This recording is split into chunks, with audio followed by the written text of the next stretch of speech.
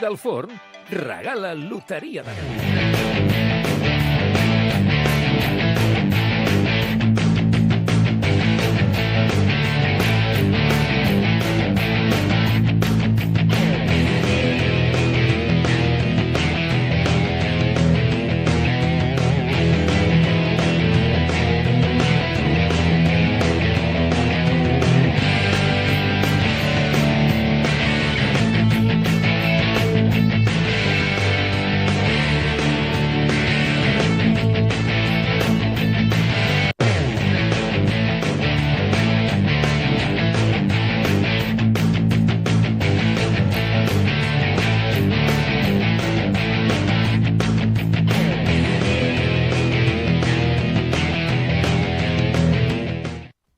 Muy buenos días y bienvenidos de nuevo aquí a RCE en el 106.9 de la FM. Hoy programa número 36, 16 de julio, son las 8:08 y la verdad que hoy empezamos una semana diferente porque tenemos muchos conflictos en el país que tenemos que tomar muy en serio. Y a pesar de todo lo que está pasando en Torre Pacheco, quería hacer mención al empezar el programa en un día especial donde una persona valiente tomó una decisión que muchos a veces toman y emprende un camino más allá de esta dimensión. Pero para mí es un valiente que ha defendido el sector primario y desde aquí quiero mandar un afectuoso abrazo, un afectuoso saludo a la familia y un beso al cielo para él. David Lafoz, un defensor del campo, un apasionado de su trabajo y evidentemente no queda más que reservarle unas palabras y convocar a toda la gente que quiera a la concentración que este domingo día 20 a las 12 en Zaragoza se va a realizar. Pues desde aquí, desde la Hora Vikingo, queremos nombrar a David Lafoz en Vikingo de Honor por su valentía y por todo el esfuerzo a su campo, a su familia y a su país.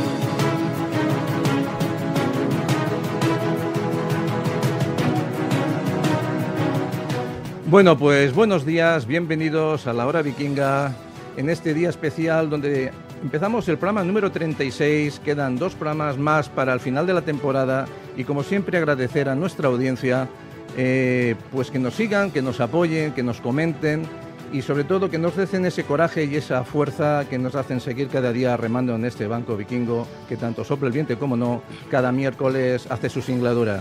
Y esta mañana tenemos con nosotros a Noelia Rebón. Hola Noelia, ¿cómo estás? Buenos días. Muy bien, recién llegada de Santander y bonita la verdad, ciudad. Bueno, he hecho un periplo por la parte norte. He pasado por agua y con muchas ganas de venir aquí a estar con vosotros. Pues gracias Noelia. Ramón Soler, ¿cómo està vostè? Oi, mira, has fet un pareado. Sí, molt bé. claro. Ramon Soler, com està vostè? Molt bé, molt content T'ha d'estar aquí. gustado, M'ha agradat molt. Es que trabajaba de juglar. Molt bé, molt bé. M'agrada això, m'agrada. Doncs molt bé, molt content d'estar amb vosaltres. A més, avui anem a dinar, que m'he enterat a última hora, com de costum. Y feliz. No, te has olvidado, ¿no? Que te has enterado a última hora. Es lo mismo, da. Es lo mismo, Lo mismo, da. Pero bueno, al final encantados de que estés aquí con nosotros. Gracias, compartiendo guapos, los miércoles. Pati, ¿cómo estás? Pati Rodríguez. Muy bien, muy buenos días a todo el mundo. Nuestra abogada risueña. Ay, sí. Risueña. Es que si no nos reímos... ¿Hoy que estás más risa o sueña? Mira, hoy más risa, pero llevo toda la semana con un sueño... ¡Uf! Terrible. Horroroso, pero hoy risa, porque hoy he vuelto a los vikingos después de un par de semanas. Bueno, hay que ir y eso es siempre... Hay que ir rotando.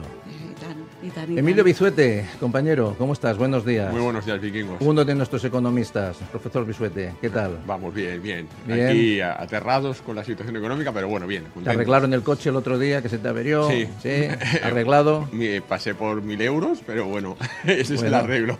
Bueno, pues... Un susto, un susto. Un sustito. Un sustito. Gracias por estar aquí, como siempre, y aportar tu conocimiento. Señor Joan Pau Rica, bon dia, com està vostè? Com està usted? Molt bé, gràcies a Déu. I tu? Yo bien, yo perfecto. Pasa que el hecho que se sentara un poquito más allá, que hemos repetido americana. Y en la radio no se ve, pero en la pantalla sí.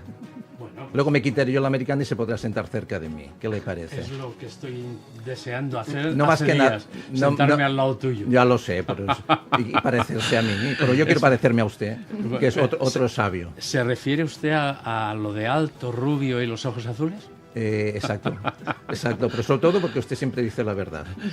Intentaremos que todo funcione así. Señor Daniel Boseler, buenos días. Hoy es un día muy especial porque nos reunimos todos los vikingos y las vikingas, todo el equipo, o parte del equipo, porque hay alguna persona que no puede venir, se han sumado nuevos vikingos y aparte dentro de unos minutos, a las 8:20, hemos mantenido un poquito la sorpresa, conectamos con la Eurocámara, conectamos con el Parlamento Europeo, para hablar con personas que allí están haciendo o intentando hacer su trabajo. Buenos días, Daniel. Isidro, muy buenos días. Enhorabuena por este 36 programa y todos los que tienen que venir, por esta gran familia de los vikingos, más de 20 personas que nos reuniremos hoy, con tertulios y todo el equipo. Y gracias al esfuerzo de todos, pues creo que nuestra audiencia está muy contenta de que podamos expresarnos en libertad. Qué importante encontrar un espacio donde nos podamos expresar sin censura y podamos explicar las cosas realmente como son.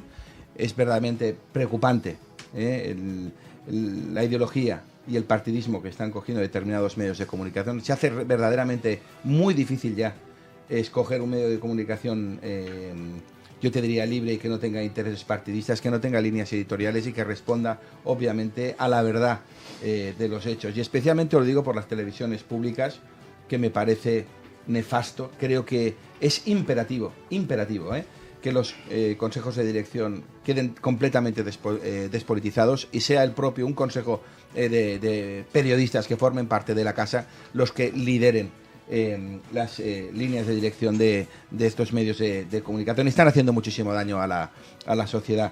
Y a partir de aquí, Isidro, decirte que son tantas las noticias y especialmente negativas que tenemos a día de hoy que ya no sabes ni por cuál empezar. Hemos de cambiar muchísimas cosas. Sí. Repito, creo que todos nos hemos dado cuenta de que el sistema en la actualidad ya no nos funciona y que necesitamos una remodelación de arriba abajo de todo nuestro sistema para que de nuevo la administración, el Estado y que todo lo que se plantea responda a un interés finalista, que es mejorar la vida de la gente.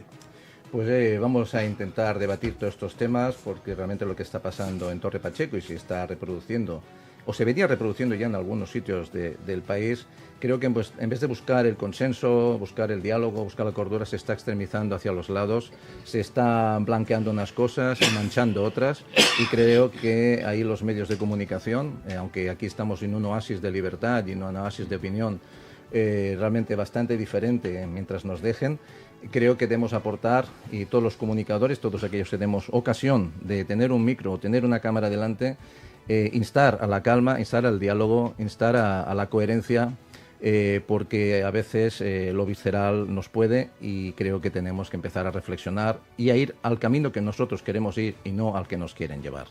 Bienvenidos a todos y vamos a empezar a comentar todos estos temas que esta mañana y ayer por la tarde, que nos enterábamos que muy cerquita de aquí, en la calle Consell de Cent, es tiroteada y asesinada una persona.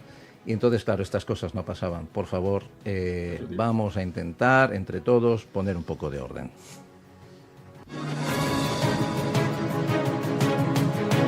¿Se sabe por qué?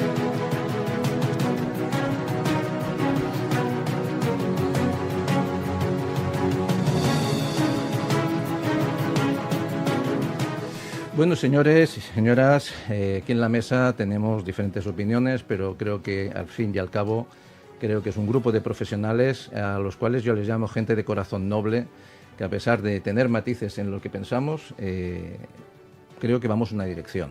¿Cómo que hay matices? No. Siempre hay aquí matices. no se tolera la disidencia, ¿eh? Ah, ¿Cómo ¿no? es esto? No, yo pensaba que estamos todos alineados. Es libertad. Sí, Bueno, pero somos siempre, otro equipo de pero siempre hay opinión matices. sincronizada. Hay matices. Esto Mire, ya, pues esto mire, ya es- voy a ser muy democrático. Si no piensa como usted, salga. Exacto. No, No, si- claro. Si no piensas como No, yo, eres yo de quiero que extrema no, derecha, yo eres quiero que no fascista. piense, Eres facha. yo no quiero que pienses como yo. Yo quiero que pongáis esos matices que enriquecen el diálogo. Señor Rica, ayer por teléfono hablábamos un poquito y me decía, me gustaría poder comentar el tema de Torre Pacheco y creo que es bastante serio y vamos a bajar esa música porque nos vamos a poner un poquito trascendentales porque esto es un tema serio. Cuénteme desde su punto de vista y al igual que el resto de contertulios, me gustaría conocer su posición, a ver si encontramos un punto de encuentro y lo podemos trasladar al conflicto y conseguimos que entre todos tengamos paz y no paguen justos por pecadores, porque creo que lo que está pasando es que están pagando justos por pecadores. Bueno, por las noticias que me han llegado directamente desde Torre Pacheco, en llamada telefónica, me han estado contando la impresión de lo que está sucediendo allá. En definitiva, esto ha estallado porque han apalizado a una persona de edad avanzada. Entonces, se ha establecido vía las redes sociales, lo cual es el mal o el bien que tenemos actualmente en el mundo, y se ha establecido de que sería interesante ir a resolver el problema con los inmigrantes de la forma más violenta. Este es un hecho puramente incidental y sucede en Torre Pacheco, pero tenemos que empezar a pensar de que con el contingente de inmigrantes, sobre todo magrebís, que han venido a Cataluña, a Madrid, a toda España, tenemos un problema. Tenemos un problema porque en su gran mayoría son no legalizados, no tienen documentación y esta gente tienen que comer cada día. Claro. Y empecemos a entenderlo bien. Al tener que comer cada día, tienen que proporcionarse su comida. Y si no tienen un trabajo, tienen que proporcionarse la comida de otro modo. Esto, en ciertas poblaciones, llega al cansancio total. Por ejemplo, concretamente, en Cataluña tenemos varias, pero Salt se lleva la palma. De 35.000 habitantes, 17.000 casi son inmigrantes y el 90% son magrebíes. Aparte de la drogadicción y las ocupaciones de viviendas y la inseguridad general que hay en las poblaciones, la gente ya no puede salir a la calle y entonces se están tomando medidas. ¿Cuáles son las medidas? Pues son medidas que ocasionan una proporción no deseada por nadie, porque la violencia acaba generando violencia. Y esto ya ha sucedido en otros lugares del mundo. Cuando hay una violencia marcada, la gente cuando dice basta no tiene otra manera de resolverlo que con más violencia. Y esto, las fuerzas de orden del Estado español tienen que darlo por acabado, sobre todo con la conveniencia de la justicia española, que es muy permisiva y aquí estoy rodeado de abogados, pero la justicia española con este tema es absolutamente permisiva. O sea, cada vez que se coge a una persona delinquiendo, sobre todo de estos colectivos, esa persona es automáticamente llevada a la justicia y soltada. Por lo tanto, para terminar el tema, mis queridos amigos, empecemos a poner cordura sobre el tema, pero sobre todo empecemos a darle instrucciones a nuestras fuerzas de seguridad nacional para que den por fin con esto de una vez por todas, porque si la justicia se toma por parte de personas, esto puede acabar realmente en una revuelta muy importante. O sea, me parece que ayer se quemó una mezquita que se estaba a punto de inaugurar. Ayer, no hace ayer. Por tanto, empecemos a pensar las cosas con cabeza. Ahora, también entendamos que hay poblaciones que, por ejemplo, tienen 2 iglesias y 7 mezquitas. Concretamente Salt. Pero creo que si usamos la cabeza tendríamos que entender que si estamos en un país que queremos hacer las cosas bien y de forma legal, la inmigración ilegal no tiene lugar y parece que lo estamos fomentando, evidente, y luego nos venden que son gente que viene huyendo de. Hay gente que viene huyendo de, posiblemente, pero luego hay mucha gente que no viene huyendo de, sino estamos fomentando el tráfico de personas a las mafias que desde origen nos traen para acá y eso es un negocio para una cadena de intermediarios e intereses políticos determinados que hay que hablar claro. Es cierto, Hay pero que hablar claro. déjeme apostillar, y solo apostillar. Apostille, por favor. Vamos a ver. los alcaldes de las poblaciones que tienen estos contingentes magrebíes, sobre todo, autorizan a que estas personas se empadronen. Se empadronen incluso ocupando viviendas que no son suyas. Pues de esto Pues hablaremos. a partir de aquí empecemos a poner orden en el tema, porque esto es un desmadre, ¿eh? Bueno, de esto hablaremos después porque precisamente en la ciudad de Barcelona, en centros cívicos, en centros del ayuntamiento, por ejemplo en el caso de Horta Guinardó, y luego puntualizaremos en la segunda parte porque ahora vamos a entrar en directo con un invitado al que agradecemos que haga un paréntesis en su labor en Bruselas, ahora conectaremos, y es que en un centro cívico de Barcelona, del barrio de Horta Guinardó, se han empadronado 3.250 personas. Y si sumamos otros 3 centros cívicos, son casi 4.000 personas. Y además de todo este tipo de empadronamientos, que al final parece ser que son fábricas de votos, pues vamos a hablar también ahora con nuestro invitado, porque al final nos aportará información y algo de luz desde el Parlamento Europeo. Pues si os parece, le vamos a dar paso. Y por favor, nuestro técnico Nasqui, que ese gran trabajo que nos hace, dame la intro y pasamos a presentarle.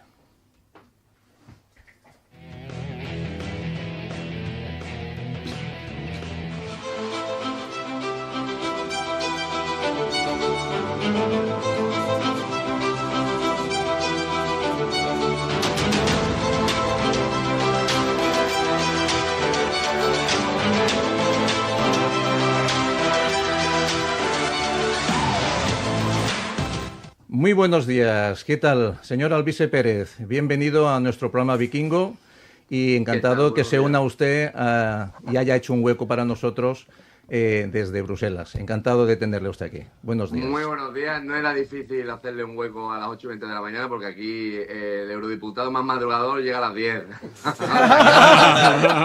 Ningún problema, vamos. Bueno, ayer estaba viendo un vídeo que publica usted que el primero que llega es el robot de la limpieza. Completamente. El que más barato no sale, por cierto, porque los demás nos gastamos unos 2.100 millones de euros solamente en el sueldo de los eurodiputados y de los APAs, así que imagínese usted. Bueno, pues oiga, encantado de tenerle aquí. Y además usted, como nosotros, siempre estamos dando un poquito de caña y dinamizando la opinión, aunque a veces no gusta lo que decimos, pero creo que todavía estamos en un país libre, ¿no? Bueno, yo rechazo la mayor. Si estuviéramos en un país libre, a mí no me hubiera pedido la Audiencia Nacional 6 años de cárcel por revelación de secretos de Estado, decían, del secretario de Estado de Seguridad que hace pocos días salió de la cárcel por presunto blanqueo de capitales en una trama criminal. O sea, en un país que protege a los criminales y persigue a aquellos que denunciamos junto a la UCO, la DEL, la UDICO, etcétera, y buenos compañeros de la Fuerza y Cuerpos de Seguridad, el crimen de la élite política, pues evidentemente yo a eso de libertad y democracia como que no la llamo. Bueno, en eso coincidimos, pero yo quiero seguir pensando que si no lo estamos del todo, tenemos que actuar y tenemos esa actitud de libertad y poder hablar mientras nos dejen. Pues bueno, estos días hay una cosa que, tanto que en España y en el Parlamento Europeo, y usted lo debe vivir cada día, yo me quedé atónito hace unos días cuando la presidenta de la Cámara, la señora von der Leyen, decía que la libertad de expresión era como un virus y la censura era una vacuna. Eso es, vamos, yo no sé, se debían quedar todos ustedes un poco traspuestos. Bueno, nada que nos sorprenda de la señorita von der Leyen, condenada por corrupción, por hacer 100 millonarios a su marido y por obedecer al lobby que la puso allí. Von der Leyen al final obedece al lobby armamentístico alemán y en eso hace muy, muy, muy bien su trabajo. Veamos cómo los 800.000 millones de euros del Rearme Europeo que le hemos dado, bueno, que le han dado a aquellos eurodiputados que han votado a favor, ha provocado uno de los mayores incrementos de capital de la bolsa en estas empresas, de hasta 1.600% de revalorización bursátil de las empresas francesas y alemanas de defensa. Al final son, pues eso, muñecos de los grandes lobbies de poder. Vemos que los parlamentos, más que para estar ayudando a sus ciudadanos, a su gente, lo que están es velando por intereses de terceros. Y bueno, hay gente que están intentando velar precisamente por nosotros, pero creo que les está costando poder hacer su trabajo de manera legítima. Por eso habría que cambiar la ley electoral y que nos quitáramos las máscaras todos. Y al final los lobbies financian a todos los grandes grupos de poder y todos los partidos políticos. Yo dije el otro día frente al Tribunal Supremo que el único pringao pardillo en España que se financiaba legalmente era yo y era el único que estaba en el Supremo declarando. Por eso habrá que ver cuántos de mis proveedores me decían: acaba de venir el PSOE con billetes, tú págame como tú quieras. Pero si es que la realidad en España es una cosa, la legislación es otra y lo que dicen los medios de comunicación es otra. Y luego tenemos la cuarta versión, que es la de los políticos, que no dice absolutamente nada de lo que dicen los tres anteriores. Así es que, claro, cuando la realidad es así y es tan apisonadora, pues te encuentras un Parlamento Europeo de burócratas que al final no saben darle sentido a su vida de ninguna manera. Te pongo un ejemplo. Yo llevo aquí 3 días y llevo 3 días resolviendo problemas de verdad con mi equipo en términos de funcionamiento, de índole legal, de análisis de los votos para todas las votaciones que tuvimos ayer en la Comisión de Agricultura o las que tenemos hoy, que tengo que hablar ante el comisario de Agricultura, en fin, y al final te das cuenta de que el único trabajo real europeo es la capacidad que tienes de mediatizar tu discurso, porque al final ni los eurodiputados no tenemos ni iniciativa legislativa propia. Sí. Aunque a mí me hayan votado casi 1 millón de españoles, yo no puedo presentar una ley. Imagínese usted. Madre mía. Madre mía. Y bueno, hay una cosa que me causa estupor y afortunadamente pues tenemos a representantes como usted pues que nos van informando realmente de lo que pasa ahí, porque nos hemos enterado de lo que cobran los diputados, las dietas, los horarios y muchas otras cosas que desde aquí, pues desde el día a día, desde la calle, desde los que estamos ahí levantando persiana, trabajando y echando el país para adelante como se puede, pues claro, nos llega información que nos sorprende y agradecemos tener porque te vas dando cuenta de dónde estamos, ¿no? Pero es que hay una cosa que me deja estupefacto, es que esta dinámica de la destrucción del sector primario. Y claro, si no tenemos sector primario, ¿qué comeremos? ¿No? Entonces veo que es una cosa que no, dicen, no, es que el gobierno español, y es que yo creo que, bueno, no es el gobierno español, es que es una cosa global y que además desde Bruselas la están impulsando con mucho fervor. Bueno, al final que el señor David Lafoz hace apenas unos días se ahorque suicidándose de su propio tractor es una señal más de que a la Comisión Europea no le ha importado nada llevar a la desesperación y al límite de sus esperanzas a todo un sector con cientos de miles de personas, con familias que lo único que estaban reivindicando es que se les tratara con cierto respeto y que la burocracia no impidiera que pudieran llegar a fin de mes para comer ellos y sus familias. Claro. O sea, no me parece nada humano que las políticas de la Comisión Europea sean básicamente arrancar todo el sector industrial, todo el sector productivo primario español para llevárselo a países del este, en donde a los franceses y a los alemanes les salga más barato su importación a sus respectivos países. O sea que esto al final va de lo que va. Son lobbies, intereses económicos y como los que mandan en Europa. Y es un rodillo imposible de vencer a día de hoy con la actual conformación del Parlamento. Es un rodillo de los franco-alemanes, Francia y Alemania, lo deciden absolutamente todo aquí. Pues hay muchas cosas que cambiar. Permítame usted que le diga. No sé, cuando usted ve otras cosas, yo creo que en algunos momentos debe estar abrumado, aunque no le debe sorprender nada. Pero desde estos días, desde Bruselas, he visto que ya hay algunos eurodiputados que empiezan a decir que nuestro Estado de Derecho habría que restaurarlo, porque realmente, incluso en este programa ya hemos ido diciendo que el Estado de Derecho realmente está prácticamente extinguido. Y si además aprobamos la remodelación de la Fiscalía y demás, pues lo tenemos bastante crudo. Entonces, ¿cómo se ve esto desde Europa para la gente que se supone que es decente? Bueno, si ya estamos vendidos de antes, imagínense con la reforma ahora del sanchismo, ¿no? De su sanchidad don Pedro Sánchez. El otro día estuvimos recibiendo a funcionarios judiciales, bueno, actores jurídicos, jueces, fiscales y magistrados, y nos compartían el mismo problema, asumiendo también ellos, porque no hay que ser aquí hipócrita ni demagogo, que el problema de la politización de la justicia no empieza con Pedro Sánchez. Con Pedro Sánchez llega a su máximo exponente, pero lleva siendo politizado de los últimos 45 años, con el famoso reparto del CGPJ, y esto a Europa, al comisario de justicia europeo, le ha dado exactamente igual.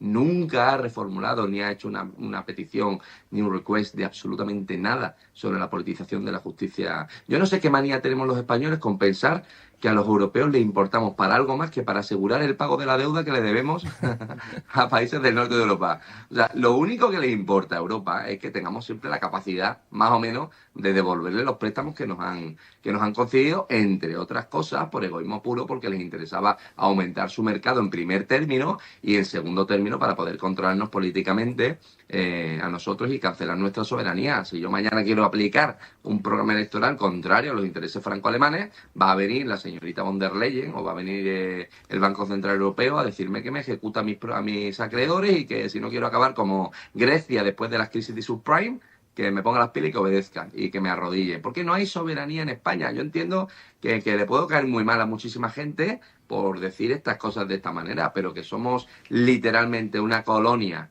de Europa y que Europa a su vez está arrodillada a intereses geopolíticos especialmente norteamericanos con la OTAN. En fin, si la gente tiene miedo a decir estas cosas, ¿quién decía aquello de que si quieres saber quién te domina, pregúntate a quién no puedes criticar? Pues eso. Madre mía, cuando te dicen las cosas en primera persona, realmente te quedas congelado y no es por el aire acondicionado.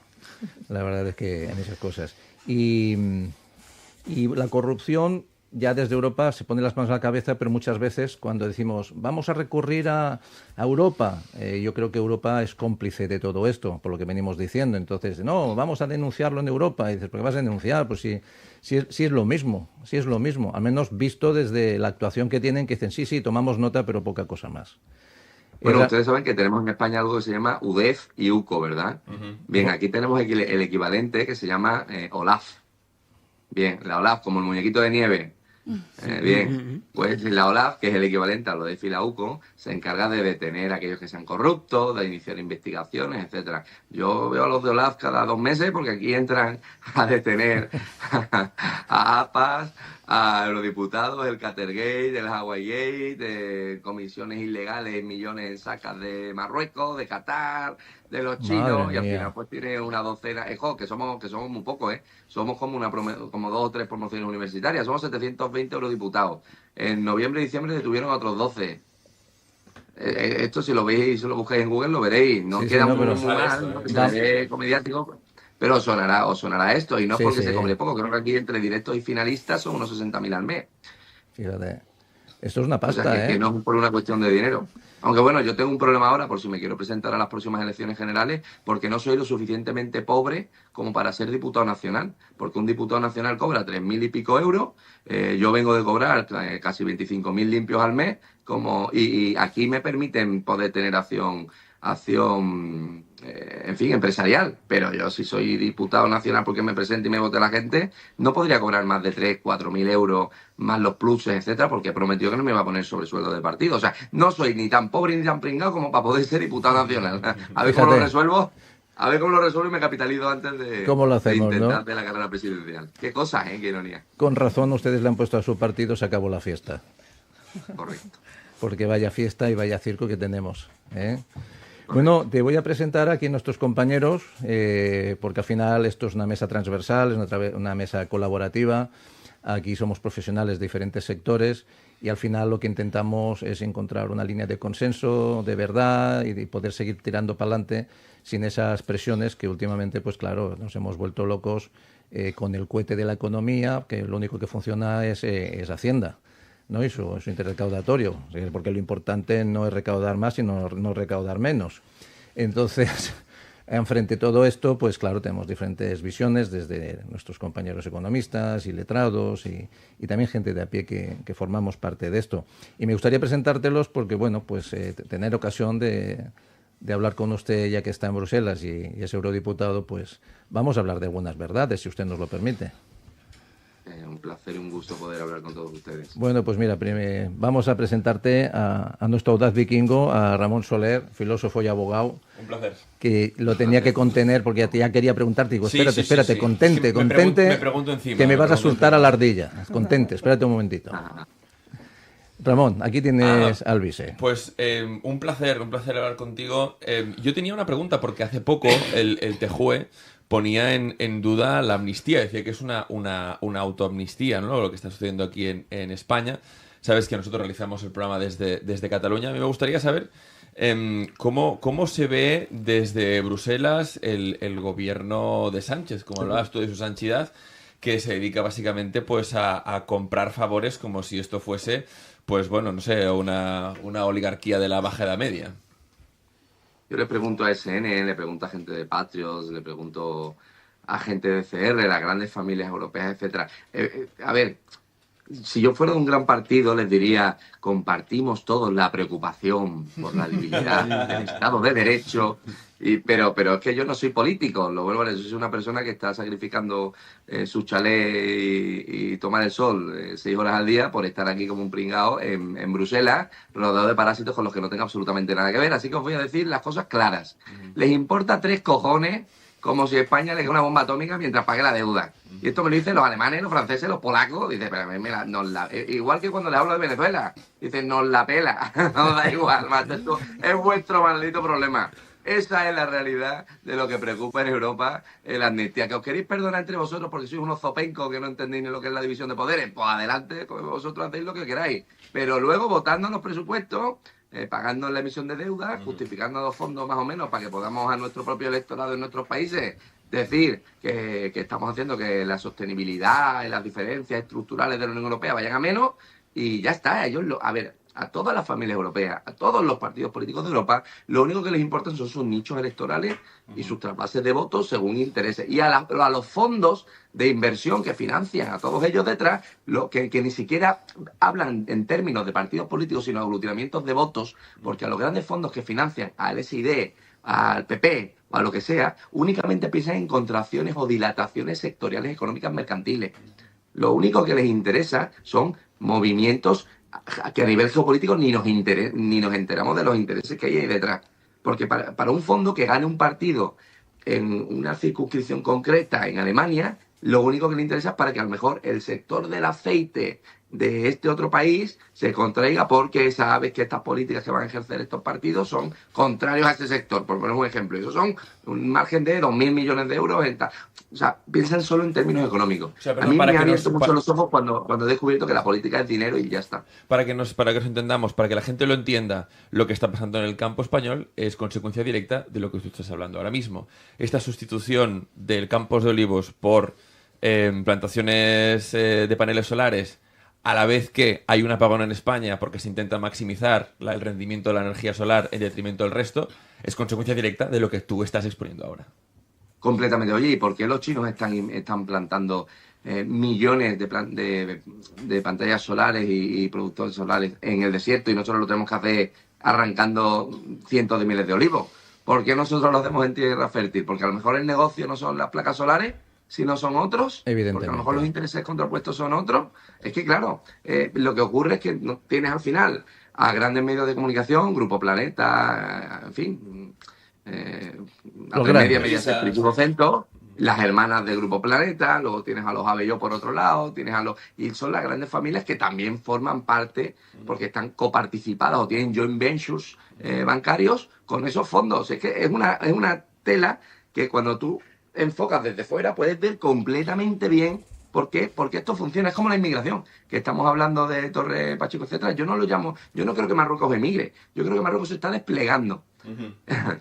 Y lo veo desde la perspectiva militar, y digo que es verdad que no considero que sea racismo pedir respeto, ni considero que sea racismo querer seguridad, ni es racismo señalar al que delinque, pero es verdad que estamos hablando como hay miles y miles y miles de personas que se empadronan en estos centros cívicos, estos centros culturales, o estamos hablando de estas mezquitas, y veamos de dónde viene el dinero. Y cuando tú ves de dónde viene el dinero viene de supraorganizaciones internacionales financiadas casi al 100% por intereses alauitas, por Marruecos mayoritariamente. Es decir, Marruecos despliega su inmigración, Marruecos la financia y Marruecos influye social y culturalmente sobre ellos, porque está planificando lo que, en mi opinión, es una nueva marcha verde.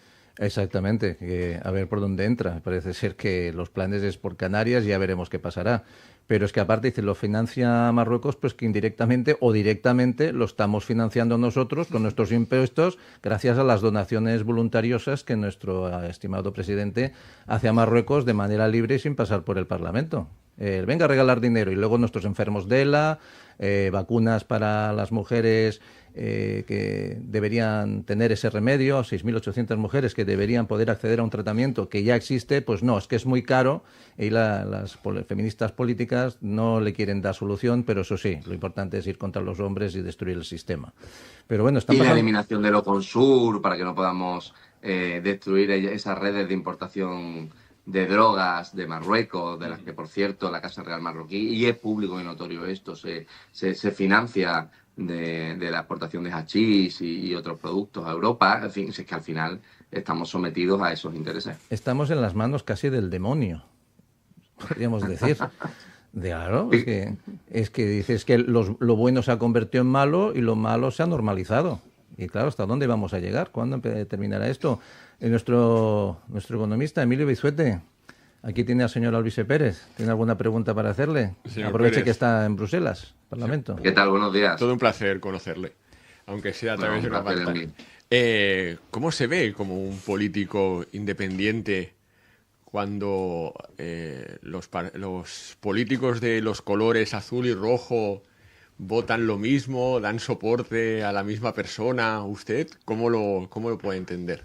¿Cómo lo puede ver? A ver, yo soy aquí un poco el patito feo, pero a ver, a mí los que peor me miran son los de Vox, se lo digo tal cual.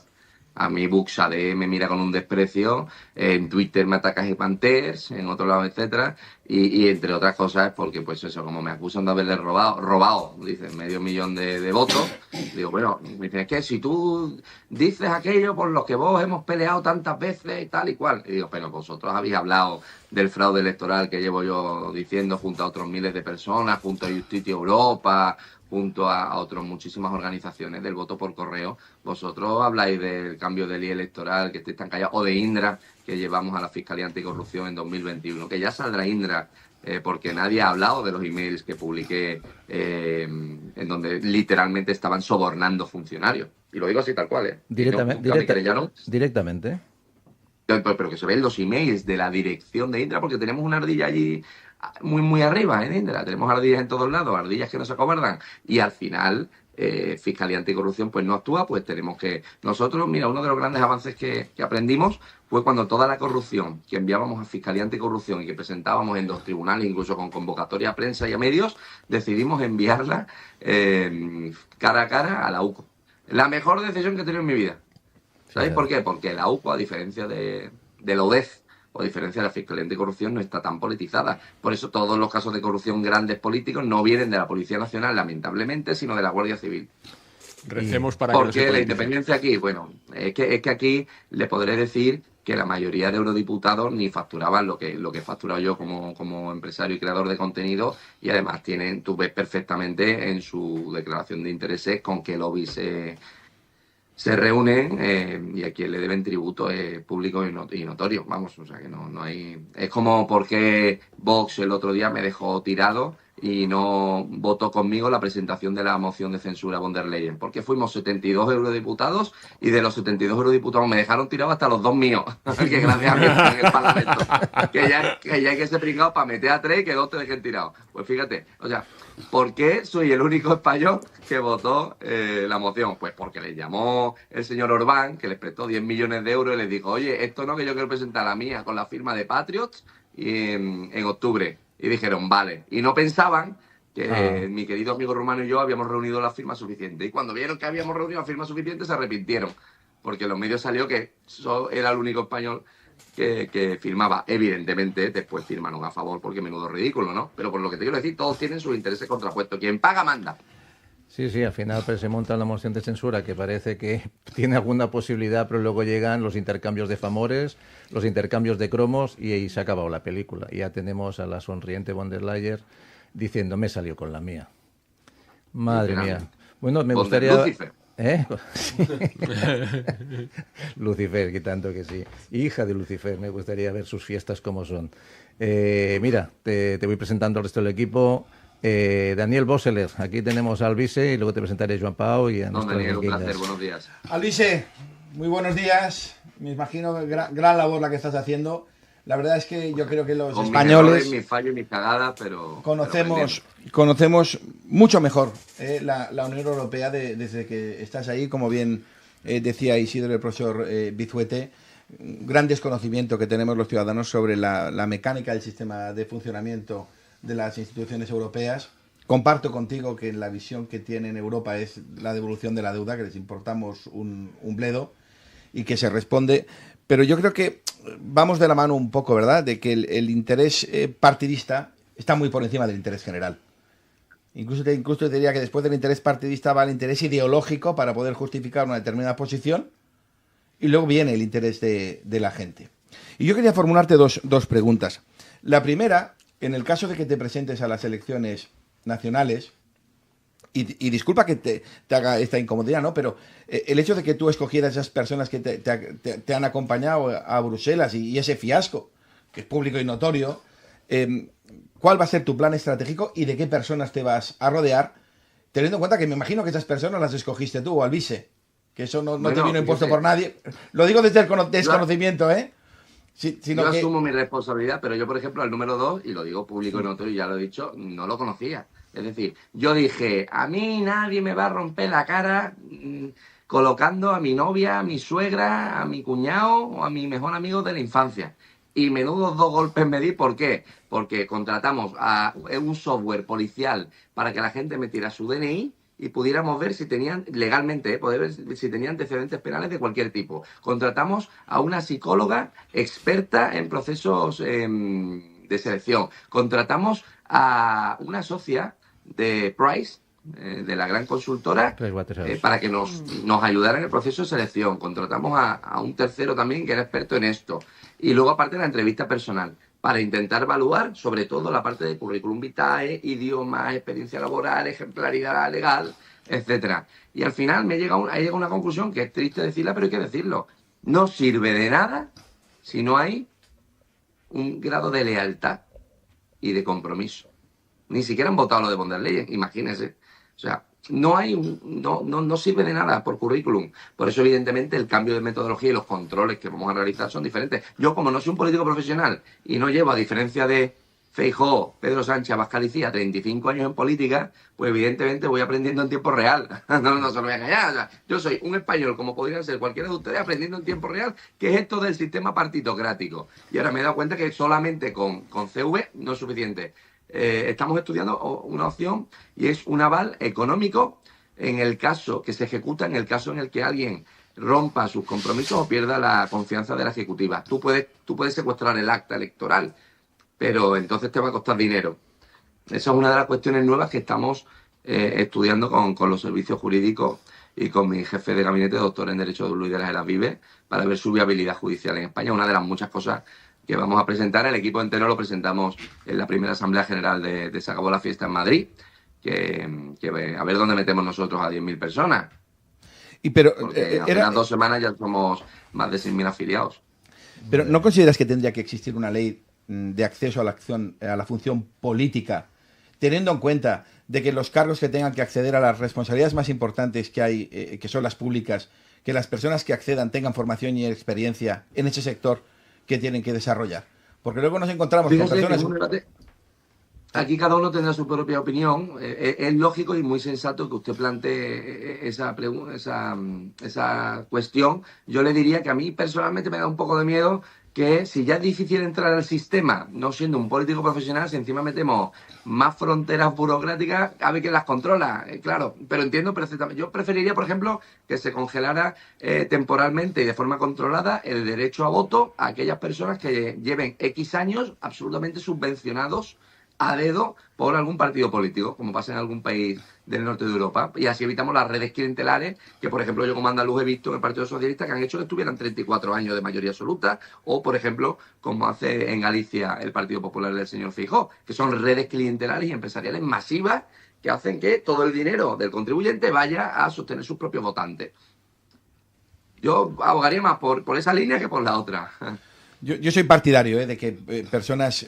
Primero, el elemento temporal, es decir, que nadie puede dedicarse en política más de 10 años, que a la política se accede para desarrollar un proyecto, el que sea económico, empresarial, de seguridad, más allá de los programas electorales que ya sabemos el efectivo cumplimiento que tienen, sino realmente yo tengo un proyecto y lo vengo a desarrollar, y personas que tengan esa capacidad son los que tienen que ejecutar toda esa trazabilidad respecto al proyecto. Y en segundo lugar, te quería preguntar, si accedieras a la gobernabilidad del país, Alvise, ¿cuáles son las 3 medidas que pondrías encima de la mesa para cambiar y remodelar este sistema que ya sabemos que no funciona? La primera que tengo que hacer el mismo día 1 en el que llegara al gobierno, porque 6 millones de españoles se levantaran y dijeran se acabó la fiesta, es el partido al que voto, sería evidentemente incrementar sustancialmente el presupuesto a las fuerzas y cuerpos de seguridad del Estado, porque se me van a alzar todos los sindicatos, todos los medios de comunicación y todos los violentos que viven del chiringuito llamado España. O sea, y evidentemente voy a necesitar una fuerza y cuerpo de seguridad del orden que eviten que las calles de España ardan. Porque, insisto, como a mí me da exactamente igual seguir o no en política, porque recuerdo que cada año que estoy en política estoy perdiendo 265.000 euros limpios. Eso es lo que imagínense ustedes la batalla que tengo con mi novia en casa.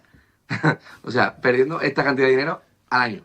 Y como yo no tengo ese atisbo, para mí el ego personal ya lo tengo desarrollado con mi éxito económico y con mi éxito personal en redes sociales, yo ya no necesito ese ego de qué importante soy, que soy presidente del gobierno. Pero si a mí se me da el poder para hacer eso, lo primero que voy a hacer es cambiar ciertas normas y ciertas leyes, cambiar la ley de función pública, cambiar la ley de secretos oficiales de los 80 para que la impunidad en este país no se acabe diciendo que es un secreto de Estado. Por eso los José Bono, por eso los Felipe González, por eso los Ferrusola, que este hombre se va a morir anciano en su casa, en su cama, después de robarnos más de 3.500 millones de euros, porque es que compartía una cuenta conjunta, cuenta soleado, lo llamaban el Banco Central Andorrano, con el señor Rey Emérito. Claro, ese nivel de impunidad en el robo es algo que con nosotros se va a acabar, porque no tenemos débito de absolutamente nada. Por eso, por ejemplo, cambiamos la ley de comunicación audiovisual para que ni un solo grupo empresarial de comunicación reciba un solo euro público.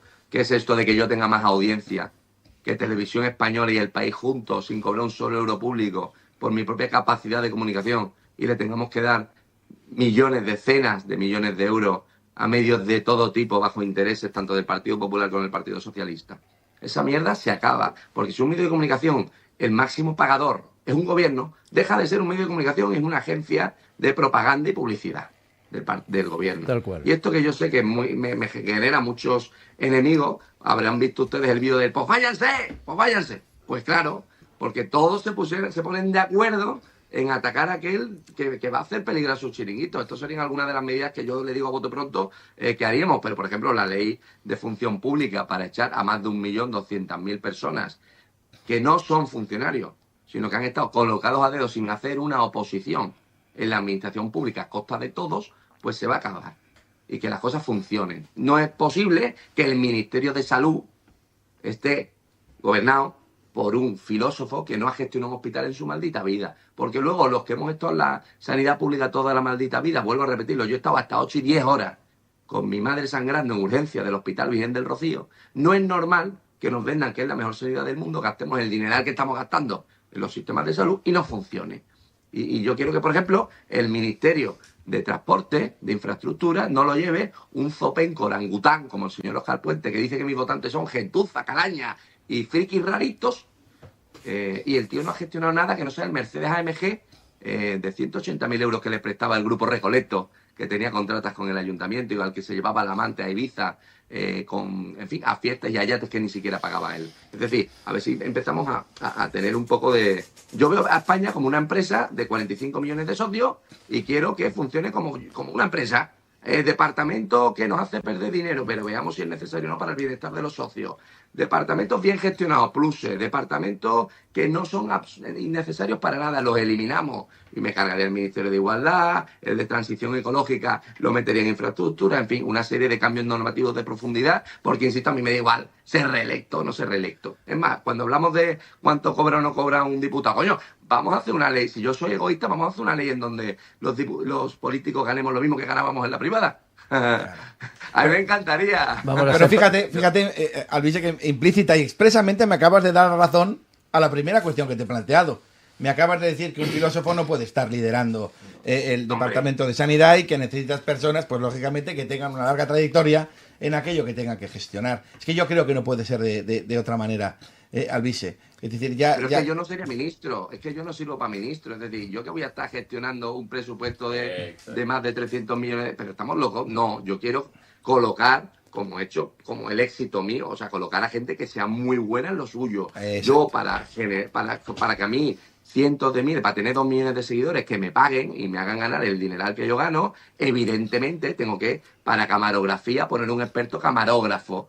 Para la gestión de viral, etcétera, consultar a un tipo experto en sistemas algorítmicos asociados a redes sociales, para tal. Cada uno lo mejor es lo suyo. Evidentemente, en logística hospitalaria, yo metería a un tío experto en logística hospitalaria, no metería a un bufón de feria, a un orangután o a un portero de prostíbulo como el señor Coldo García, ¿no? Madre mía, madre mía. Bueno, Alvise, muchas gracias. Alvise, no te queremos quitar mucho tiempo porque, bueno, vamos tirando del cable. Cuando usted quiera, seguimos, que terminamos la sesión. Pero si son las 8:55. A esta hora se están despertando los diputados. ¿Ah, sí? A las 9:30 empezarán a llegar. Bueno, pues si le parece a usted bien, acabaremos de presentarle al resto del equipo, de los que tenemos hoy en la mesa, y con usted cerraremos la primera parte, porque vamos descubriendo que las ardillas hasta son prácticas y bueno, que piensan de una manera razonable. Nos habían dicho que eran como una especie de monstruo, de algo, un monstruo mutante, una cosa muy rara, no sé. Yo le veo a usted muy normal. Hasta se parece un poquito al cantante Orozco. ¿Usted canta?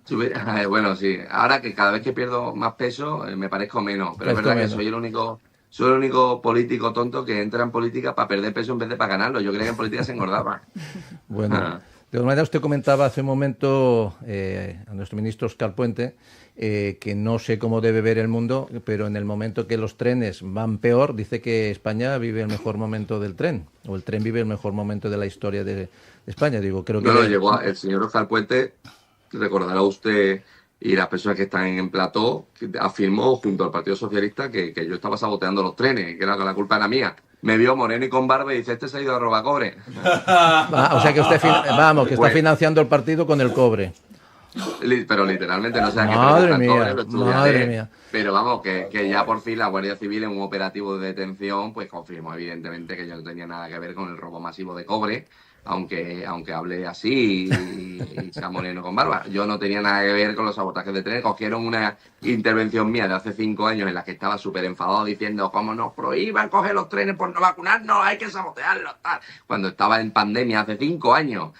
Pues muy hasta los cojones de que nos obligaran a todos a inyectarnos cosas o a encerrarme en casa y no poder pasear ni a mi perro, que imagínese usted lo que es tener un galgo encerrado en casa en vez de dejarlo correr en Tres Cantos, que no me encontraba nadie cuando yo vivía en Tres Cantos. O sea, cuando me hacían ponerme la mascarilla en la playa, ese tipo de gilipolleces que es tabú hablarlas y tal, y que un día hablaremos. Hablaremos porque ya que vine a Barcelona espero que nos haga una visita un día, o le haremos a usted una visita.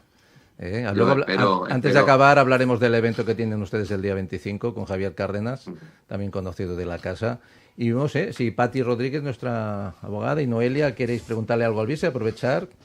Yo le preguntaría, que no tiene nada que ver con lo que estamos hablando, pero ¿qué le parece que se haya hecho una reunión para prohibir al Congreso de manera inminente la entrada a Vito Quiles? ¿Qué le parece a usted esto? Bueno, hay que ver. La única ardilla que tengo en el Congreso me la quieren echar.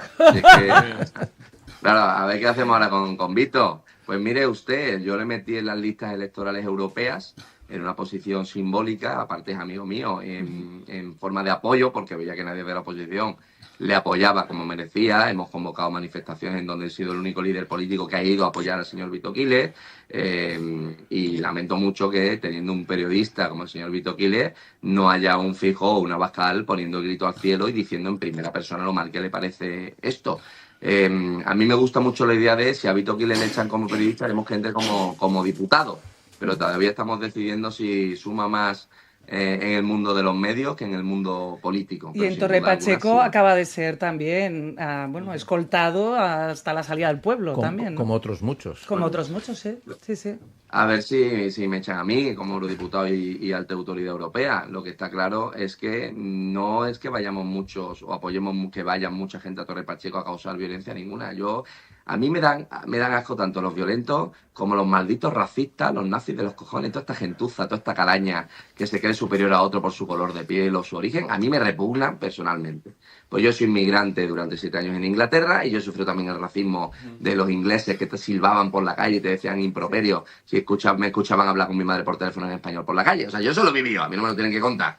Pero en Leeds, en West Yorkshire, que es una parte, ya sabéis, el parte de la norte de Inglaterra, no es fácil para un extranjero vivir, pero bueno, lo viví. La cuestión es que esto es otra cosa, y lo digo claramente, esto es básicamente el gobierno marroquí controlando e influyendo en su diáspora por motivos políticos y sustancialmente geopolíticos, y esto es lo que yo vengo a denunciar. ¿Me parece mal la violencia? Sí, pero también me parece mal el racismo del gobierno, porque son racistas ocultando violencia sistemática por motivos de raza y de origen. Si son marroquíes, magrebíes, si son africanos, censura absoluta por motivos electorales. Pues esa mierda se tiene que acabar. Y tanto. Y dejar de esconder y blanquear las violaciones. Pero los racistas son ellos. Evidentemente. Es que ellos siempre hacen al revés de lo que quieren aparentar. Oye, que una duda os voy a preguntar. Porque el otro día en una entrevista digo, bueno, yo tengo muy buenos amigos negros. Me decían, ese comentario es muy racista, Luis. Y digo, bueno, si yo dijera que no tengo amigos negros, no sería más racista todavía. Claro. ¿Qué es más racista, tener un amigo negro o no tenerlo? Sí. Yo tenía un amigo que era de Senegal, era de Dakar, era fakir, jugaba con el fuego, y cuando le llamaban, dice, tengo un amigo de color, dice, no me jodas, dime negro, que es que soy negro. Y él Pero si yo soy más moreno que la mayoría de moros que conozco. Joder, me vería en agosto a mí, vamos. Bueno, qué bien. Bueno, estamos largando. Este programa es como una tertulia entre amigos. Podía haber derivado hacia un lado, podía haber derivado hacia otro. Y como decíamos al principio del programa, somos una especie de oasis de libertad, al menos lo intentamos aquí. Intentamos conectar con las personas, con su manera de actuar, con su manera de hablar. Y claro, cuando a usted en las redes le llaman nazi y le veo a usted hablar con esta coherencia, digo, pues no sé quién es más nazi, si usted o el que le dice a usted nazi, ¿no? Que es lo que está pasando en este país. Pues a mí me han llamado tantas cosas. A mí me han dicho hasta que tengo... Fíjese, es que si les contara anécdotas de lo que dicen, dejan de decir, pero si yo vengo de los cobardicas de Ciudadanos, que éramos más veletas que la madre que nos parió, pero sí, nazi. En fin. Bueno, hombre. Bueno, nos queda para presentarte nuestro compañero Joan Pau Rica, que además representa al colectivo de los pensionistas y de los autónomos. Tiene un partido, la Unión de Pensionistas y Trabajadores Autónomos de Europa. Lo conozco el proyecto, sí. Sí, y bueno, estaba muy expectante a ver si usted pues aparecía con los cuernos de demonio, ¿no? Pues mira, ya ves, Pau, que parece bastante normal. Sí, don Pau, de entrada, gracias por su trabajo. Por fin alguien que representa a los autónomos en este país, porque los Lorenzo Amor, de Ata y compañía, que son parte del mismo circo, son una maldita vergüenza. Yo soy el único autónomo que sigue siendo, eurodiputado que sigue siendo autónomo, o sea que desde aquí mi saludo. Muchísimas gracias, es un placer escucharte y sobre todo ver cuál es tu opinión, que no coincide exactamente con la que vierten los medios sociales. Pero ya que estás en el Parlamento Europeo, sí que me gustaría hacerte una pregunta. En cuanto a perspectivas de futuro en el Parlamento Europeo, ¿qué intención hay para convertir la Comunidad Europea en un país? Porque mientras no se convierta en un país, y permíteme, mientras no se convierta en un país, las leyes no son ejecutivas, se hacen un montón de leyes que cada país se las pasa por el forro de los pantalones, y entonces, ¿para qué sirve que seáis 700 y pico de personas más allá que para decir devolverme el dinero y si no me lo devuelves, no te volveré a dar más? Porque es la única cosa que puede hacer un parlamento desde Europa. ¿Por qué no nos convertimos en un país como los Estados Unidos de Europa? Sí, una unión federal, ¿no? Yo lo defendí hace años. ¿Qué iniciativas habéis iniciado o tenéis pensamientos de iniciar al respecto? Todas las contrarias. a eso. Y le digo por qué. Y le digo por qué. Usted podrá ver en mis redes sociales en 2016, 2017, yo era súper federalista europeo, ¿eh? Yo iba con la banderita europeo como un pipiolo, como un pijito de estos de nuevas generaciones de PP. Iba diciendo, más federalismo europeo, la solución a los problemas de Europa es más Europa. Sí, claro. Yo, de verdad que yo me lo creía, de verdad. O sea, yo he sido mucho más gilipollas de lo que ya soy hoy y evidentemente me lo creía de verdad. Lo que ocurre, es más, cuando me presenté a las europeas seguía creyendo en Europa. El problema es cuando llegas y ves cómo funciona esto, y más federalismo europeo sería, en mi opinión, permítame que se la exprese aunque difiramos, completamente perjudicial, porque al final aquí no hay conciencia europea de ninguna clase. Aquí lo único que hay son intereses lobísticos. Y al final, pues para tener que pelearme las migajas con los franco-alemanes, prefiero hacerlo con aquellos con los que tengo una cultura, un idioma, unos valores, incluso una religión en muchos casos, como es el mundo hispanoamericano, nuestros hermanos más allá del Atlántico, con el que tenemos siglos de historia en común, a los que no tenemos tampoco ni que enseñar ni a leer ni escribir en español, y con quien podemos tener, insisto, la tercera mayor zona económica del mundo. Lo que no podemos hacer es estar en dos aguas, porque ahora mismo Europa está entre las guerras estadounidenses y China, estamos en un verdadero problema geopolítico, estamos disgregados. Dice hasta el señor Draghi en su informe que no tenemos iniciativa de renovación o de innovación alguna, y que la verdadera losa para el progreso europeo es la innovación.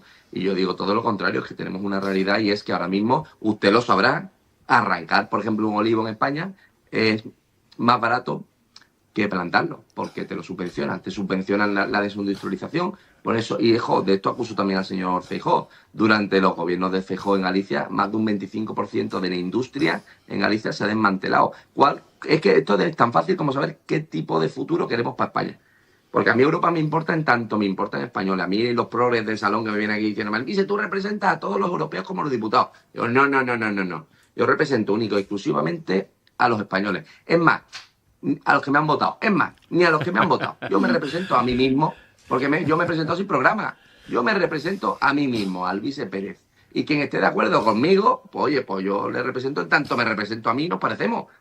Y quien esté de acuerdo, pero yo no voy a cambiar, porque no tengo ni la necesidad de cambiar lo que opino, pienso y siento en base a intereses terciarios, ni siquiera de los terceros. Es que no coincido en todo ni con mi novia. Imagínense usted si voy a coincidir yo con más de 800.000 votantes en muchas cosas. Hay gente que le encanta la autonomaquia, hay gente que, yo qué sé, aquí hay gente que, yo qué sé, que no le cambien los gays, y a mí me encanta que el mundo homosexual pueda expresarse en absoluta libertad en mi país, y que podamos protegerlos de ciertas cuestiones, especialmente de esa inmigración importada que tenemos. Pero más Europa, por favor, no, porque ya se ha constatado, en mi opinión, que esta Europa no representa los intereses españoles. Ojo, hace 10 años le habría dicho todo lo contrario y estaría con usted.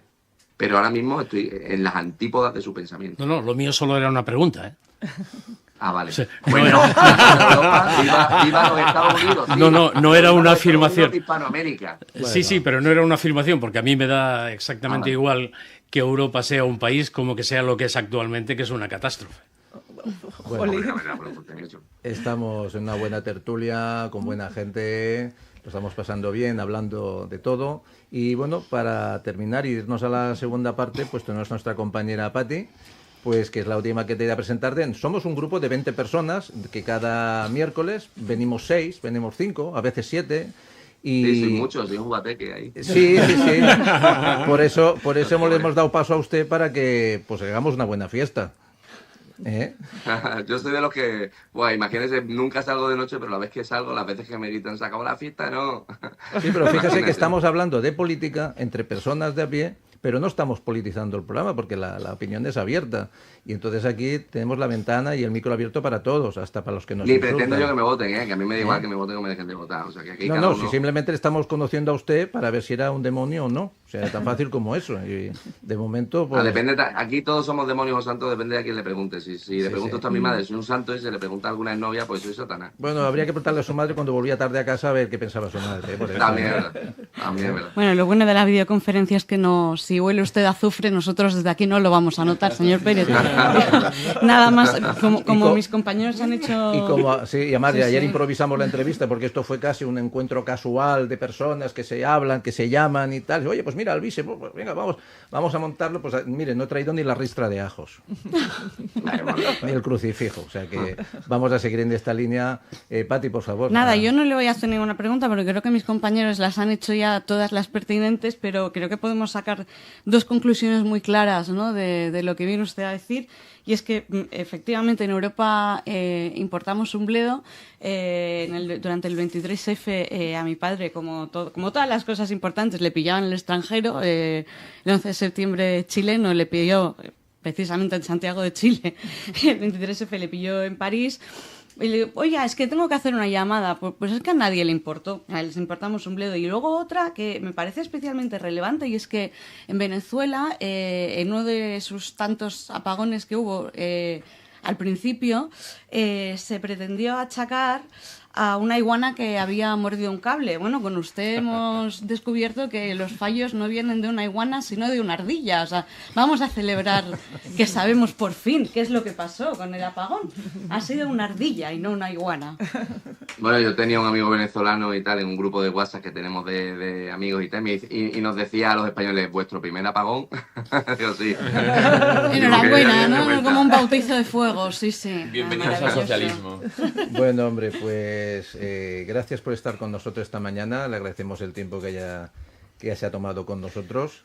Un placer. Y nada, pues vamos a comentar ya en esta despedida, vamos a hacer el café de media parte, compañeros, si os parece bien, y compañeras, pues que el día 25 de julio a las 7 de la tarde, junto con José Antonio Avellán y convocado por Javier Cárdenas, van a hacer un evento en el Hotel Riad. Y bueno, van a empezar, en su ruta, en su gira nacional de convenciones y de reuniones, pues darán un pistoletazo de salida por aquí o pasarán por aquí, y bueno, vamos a ver si podemos coincidir y seguir hablando con ustedes, pues que a lo mejor vikingos y ardillas tienen algo en común. Sí, no sé si es 500.000 de personas, lo abrimos ayer por la tarde y ya se han consumido la mitad de las entradas, una barbaridad. Me ha dicho Cárdenas hoy, o sea que muy muy felices, a ver si podemos hablar en libertad, porque hay algo, y es que no me dejan reservar en ningún sitio público o semipúblico, nunca me dan las licencias para absolutamente nada. Y bueno, que me cancelen y que me censuren en radio, prensa y televisión, casi que lo puedo entender, porque os estoy diciendo que os voy a mandar a la calle y al paro. Pero hay que no me dejen ni un estadio, sí, no me dejen ningún sitio en donde pueda meter a más de 2.000 personas, porque claro, tengo un problema, y es que las convocatorias que yo estoy haciendo por toda España, que las estamos llenando masivamente, solo me caben unas 1.000 personas por convocatoria, y eso para mí es un problema, porque se me queda mucha gente fuera. Claro. O sea que, a ver si eso es que no desde aquí... Eso es que no interesa, eso que no interesa.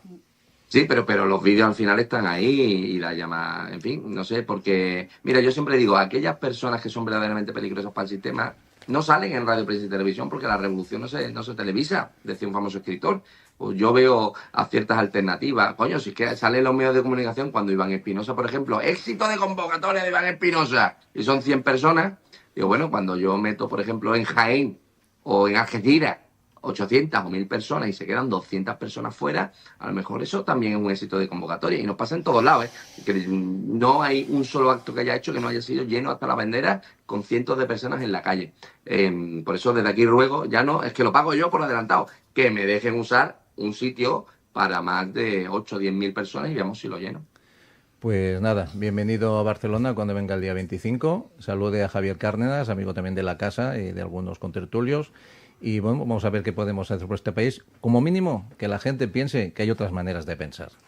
Gracias, Albise. Gracias, muchas gracias. Gracias por vuestro tiempo y un abrazo a toda la mesa. A usted también.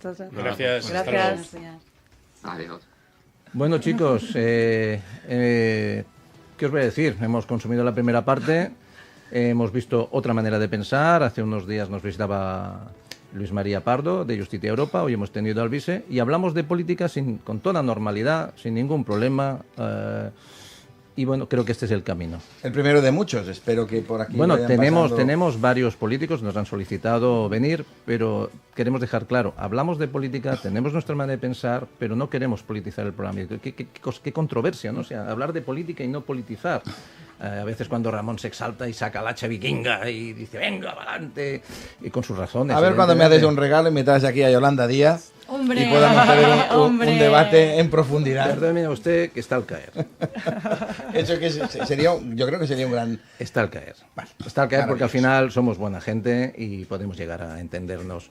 Compañeros, compañeras, audiencia, dennos un minuto, hacemos un receso, como dirían en un juicio, y volvemos en un minuto.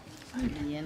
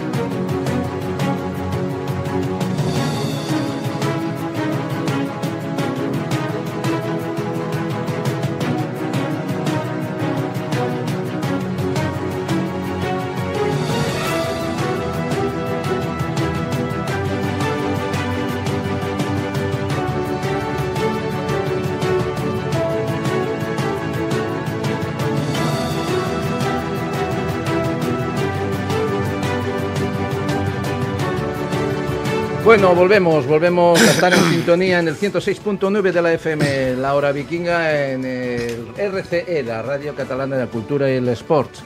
Bueno, esta mañana acabamos de tener una conexión con Bruselas, con Alice Pérez, de Se acabó la fiesta, y ahora vamos a empezar la nuestra. Vamos a empezar este ratito que nos queda de programa y vamos a hacer concisos con temas como nuestra abogada Andelia Reón nos tenía algo que contar sobre una sentencia en el tema de educación. Sí, en las ayer Islas Baleares. salió publicada, bueno, nos la notificaron y bueno, ha salido publicada en varios medios, sobre todo de ahí de Baleares, porque el Tribunal Superior de Justicia de Baleares ha condenado a la Consejería de Educación por un caso grave de acoso escolar que se vivió en un instituto público de Ibiza.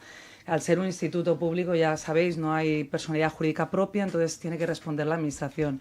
Y realmente, pues, muy felices porque es un caso muy antiguo, es de 2017-2018 y 2018-2019, estamos en el 25 y es la primera sentencia ahora que estamos obteniendo después de haber pasado por una reclamación de responsabilidad patrimonial que fue desestimada, como siempre pasa con la Administración, te obligan luego a acudir a la vía judicial.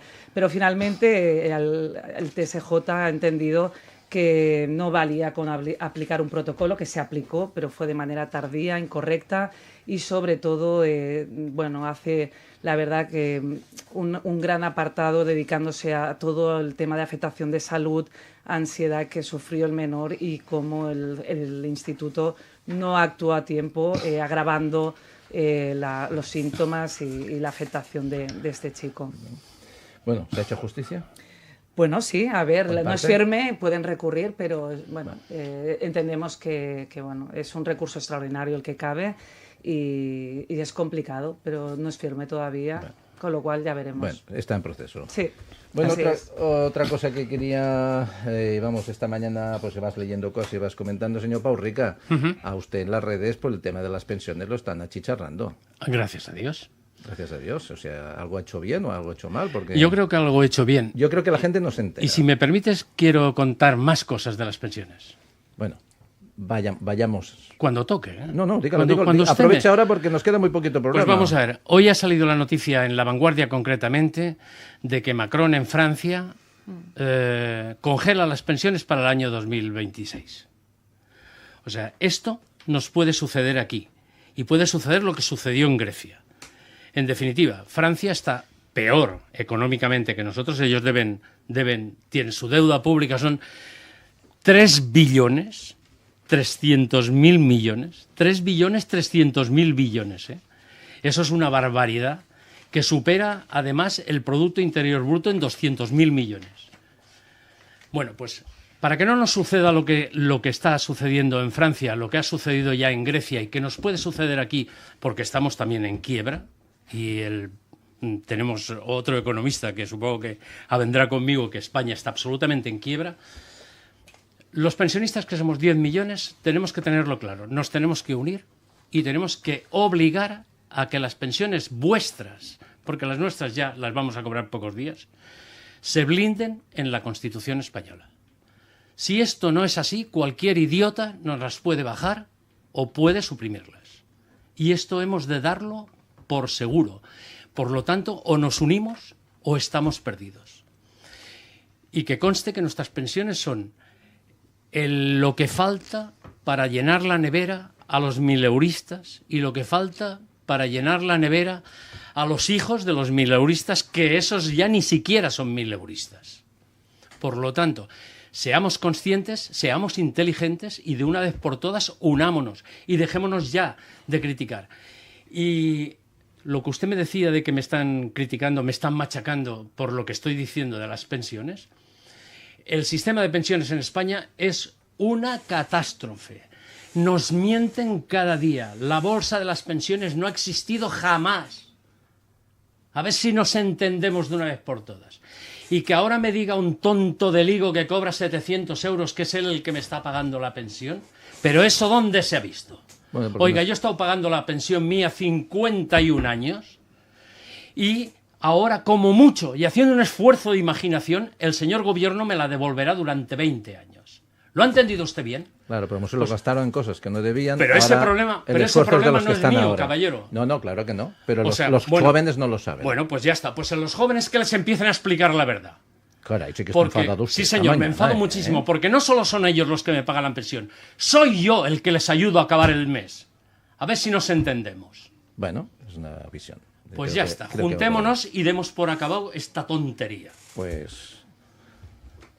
Me aplausos que me ha collonido. Pau, nunca le he visto a usted así con esta soflama. Son ustedes muy amables. Volveré otro día. El espíritu de Ramón ha poseído. Yo estaba contento, digo, uy, qué reel más bueno tengo para montar luego. Hora 9:25. No le interrumpas. No le interrumpas al señor Rica, que está increciendo. Daniel, otra cosa es que, claro, cada día vas viendo que el 37,6 aproximadamente de los españoles mantienen al resto. Entonces, ¿cómo vamos a hacer funcionar este país? Mira, Isidro, para mí el principal problema que tiene España es que nos cuesta mucho cambiar las cosas y especialmente las cosas que no funcionan. Por eso nos peta todo en la cara. Es decir, no hay lo que se llama el derecho preventivo. Nos ha pasado con la vivienda. El problema de la vivienda o el problema de las pensiones hace posiblemente medio siglo que se sabía que esto iba a pasar y nadie le puso remedio. Como siempre son parches, porque el interés partidista responde solo ante los votos, no ante las siguientes generaciones. Este es el problemón. Hoy España tiene 3 millones de parados, más de 1 millón de personas que están, más de 1 millón de personas que están de baja o con absentismo laboral. Es decir, que estamos llenando para que la gente pueda identificar lo que significa la magnitud de personas y llenar prácticamente 40 estadios del Bernabéu o 40 estadios del Camp Nou.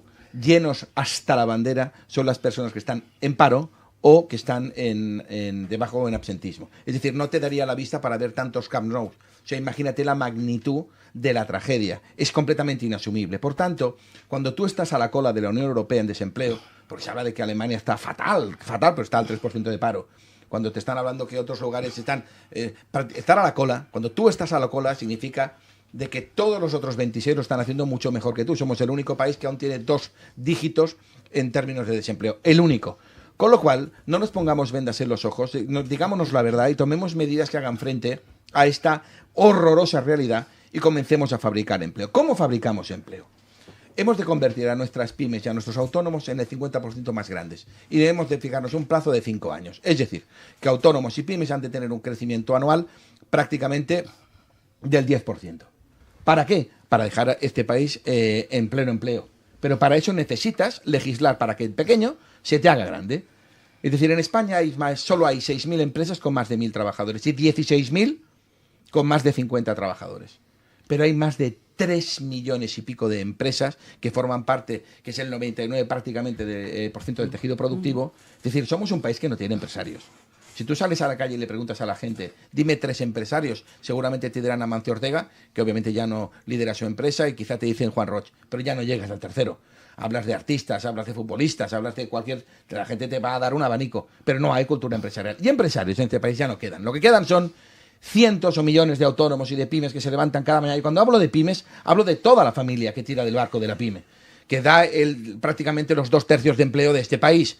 Pero se intenta desde muchos colectivos de la izquierda o sindicales hablar de la confrontación. Tú necesitas un enemigo, por eso hablas del empresario. Pero si no hay empresarios, esto no corresponde a una realidad. Claro, tampoco te vas a confrontar con un pobre autónomo, claro, que está a la cola de todo, que está prácticamente en lo que es en la indigencia dentro de la escala social.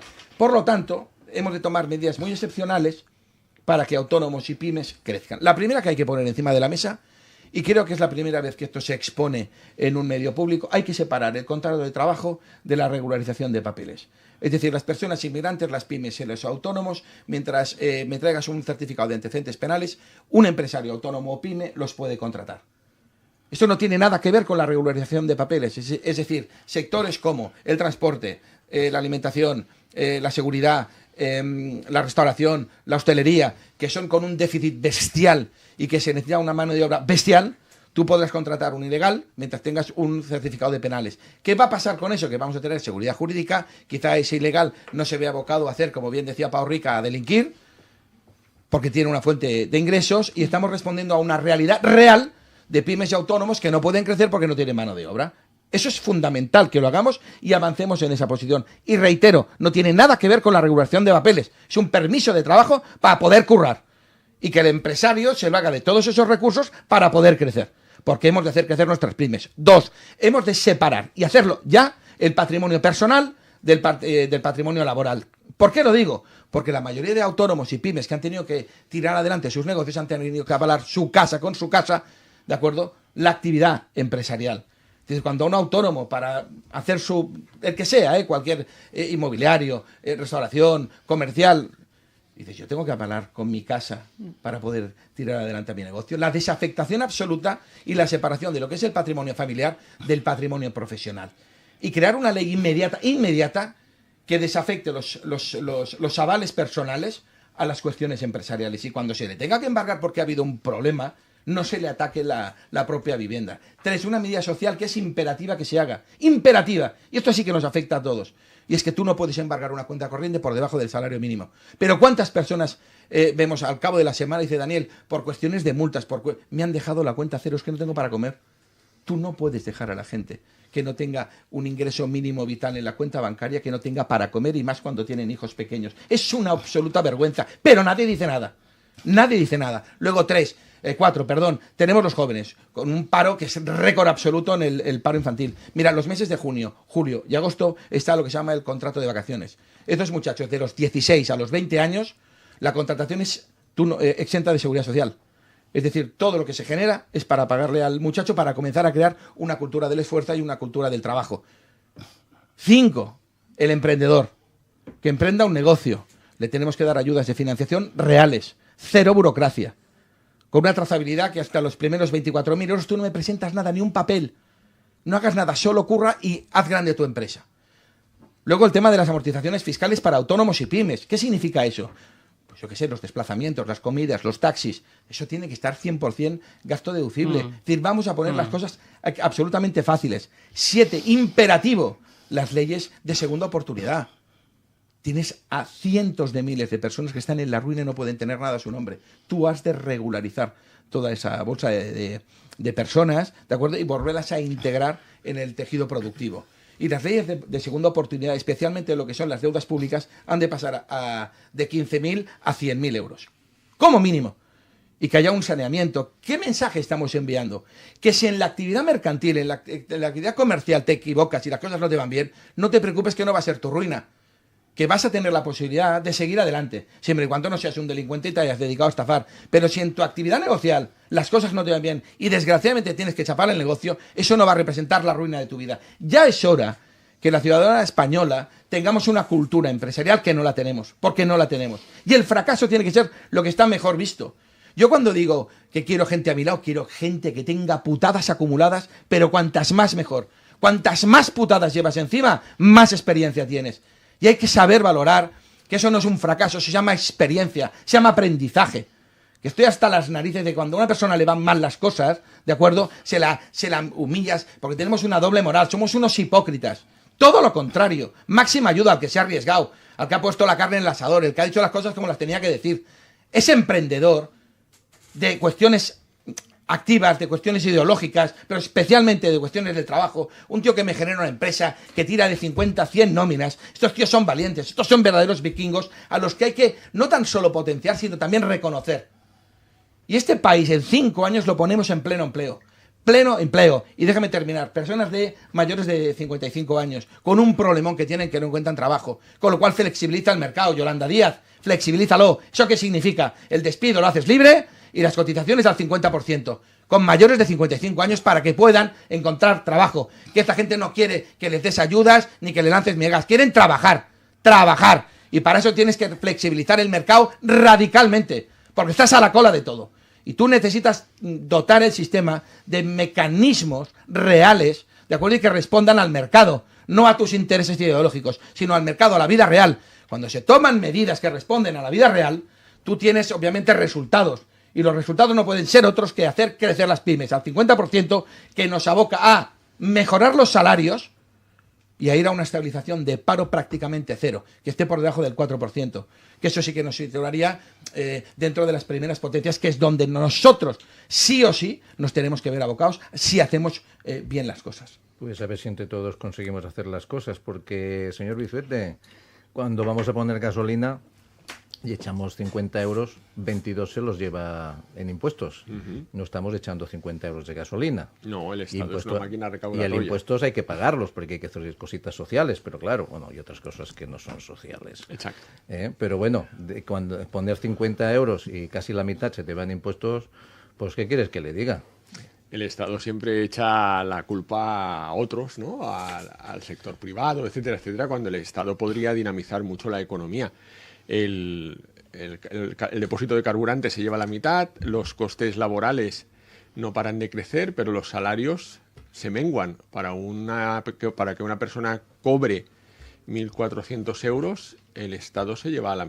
el empresario tiene que poner 2.500, 2.600 euros encima de la mesa. Lo que se lleva el resto es el Estado. Y luego el malo es el empresario. Exacto. Entonces, cuando estás diciendo, quiero fomentar, ¿no?, la vivienda, obviamente, aquí, por ejemplo, en Cataluña, el ITP al 10%, redúcelo para primera vivienda, quítalo, estarás incentivando de una forma decidida, estarás incentivando que la gente joven se pueda comprar. El señor Rica, que ha comentado también el periódico La Vanguardia, hoy salía de que se están disparando las compraventas de vivienda.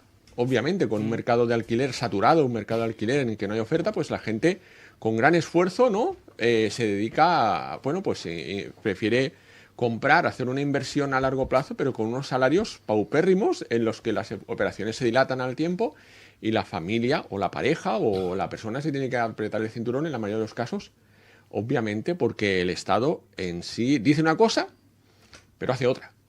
Qué raro. Sí, nos llama la atención, ¿no? No lo diríamos nunca.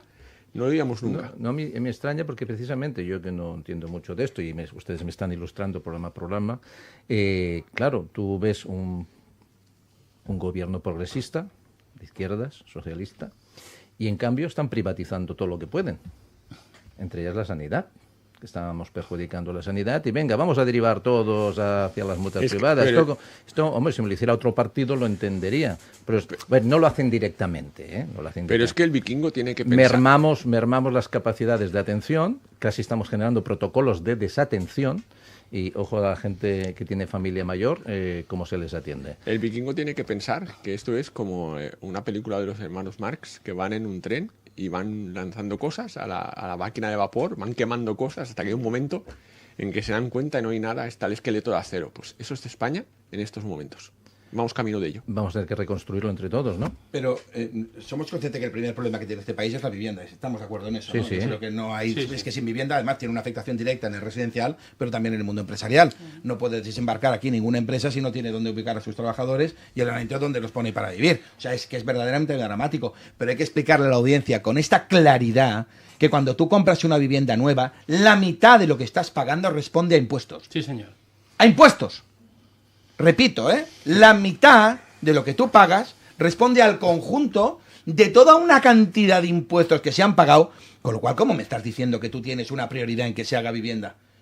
Tú con este formato inquisitorial, impositivo, lo que has provocado es que no tengas vivienda. Y el último ya acto vergonzoso que tendríamos que estar los barceloneses ya manifestándonos, como sabéis que no ha tirado para adelante la anulación de la ley del 30% de aplicación a nuevas promociones. Sí. Que se nos tendría que... La peor norma jurídica que se ha establecido en Barcelona en democracia ha sido implantar el 30% de nuevas promociones. Esto lo hizo la señora Colau. Esto nos ha llevado al desastre de una magnitud desconocida aún. Pero ya has visto los resultados. Ahora se ha intentado esto, derruirlo, y ha votado en contra. Ayer o antes de ayer decía que es que lo iba a parar. ¿Pero cómo es posible? Pero no han podido. No han podido porque se deben a 4 votos que tienen los comuns y obviamente... No, pero si es un interés común, ¿vosotros? No, aquí hay intereses políticos. Si yo no quiero y gobernar... económicos. Exacto, bueno... Acaban de putear tanto a la gente de aquí. Les han metido un órdago que la gente, te aseguro, que no tiene ni la más remota idea de los perjuicios que nos trae que esta norma siga en vigor. Porque se seguirá sin hacer vivienda. Es dramático. Sí. Es bestial. O sea, ¿pero quién está liderando esta historia? ¿Pero quién está al frente de los partidos? O sea, manteniendo normas de esta naturaleza, que solo son... Y sabemos los resultados, porque mira, Daniel, vamos a ver cómo va la norma y luego decidimos. Pues que esto se aprobó en el 2018 con entrada en vigor en el 19. Y en estos los resultados han sido catastróficos. Los califico de catastróficos. Y aún así los mantenéis. Pero ¿en manos de quién estamos? Yo, si quieres, se lo digo muy claramente. De ineptos y de gente vendida a otros intereses, que no son los nuestros. De acuerdo. Como decía el vice desde el Parlamento, les importamos una puñetera, puntos suspensivos.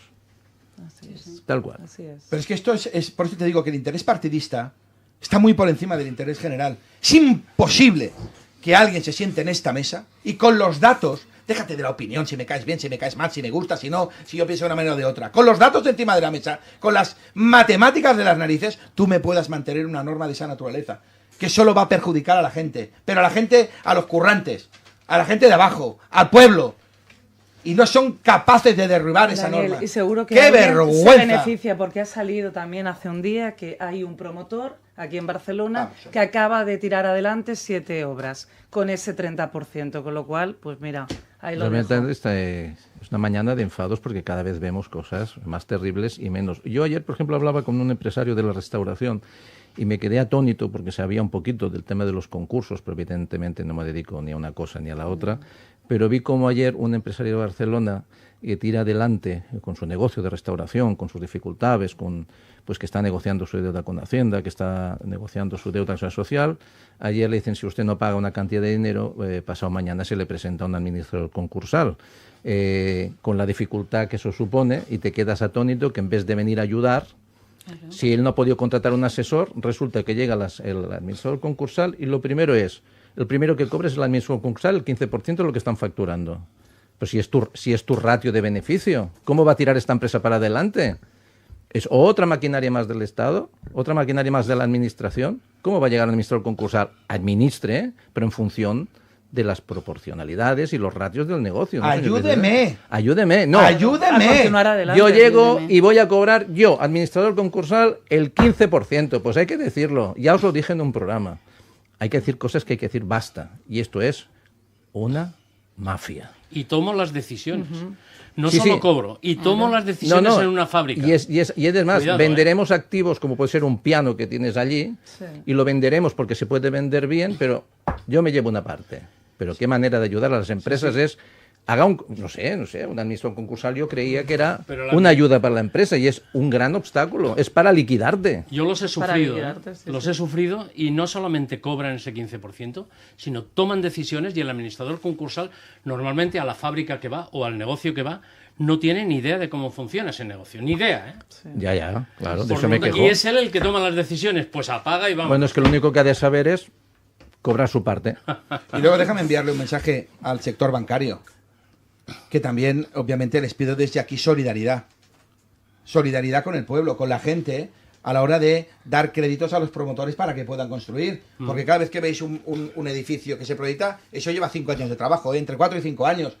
Y con unos problemas de financiación que son acojonantes.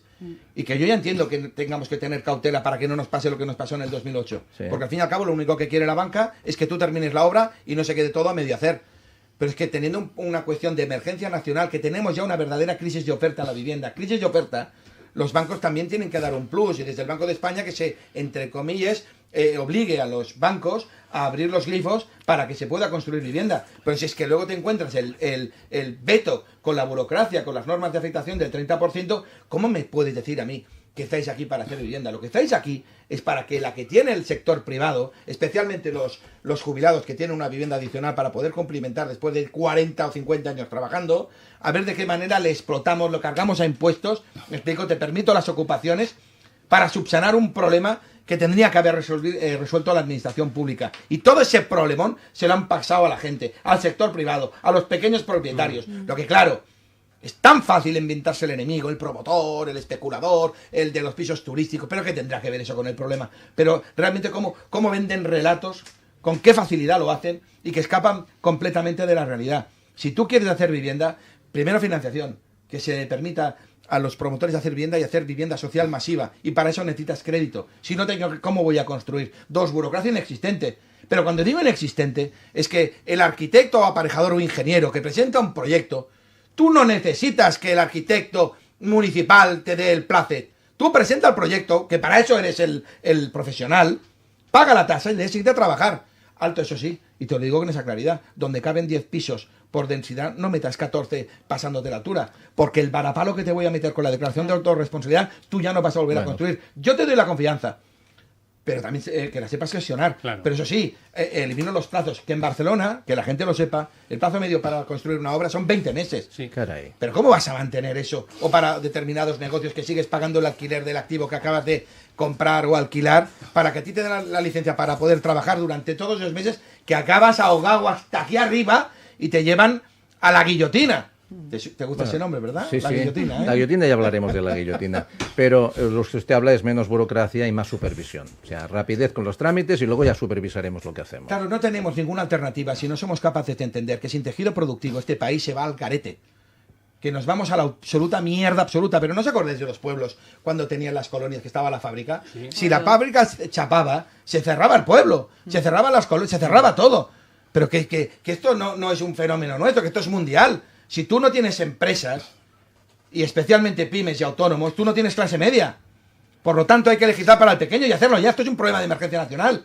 Y a las pymes y a los autónomos hay que legislar para que se hagan grandes. El tamaño importa y mucho. Si yo consigo que las pymes y los autónomos sean el 50% más grandes, el paro estructural es cero. Cero. Pero la única manera que tienes de hacerlo es creando una legislación ad hoc para pymes y autónomos, solo para ellos.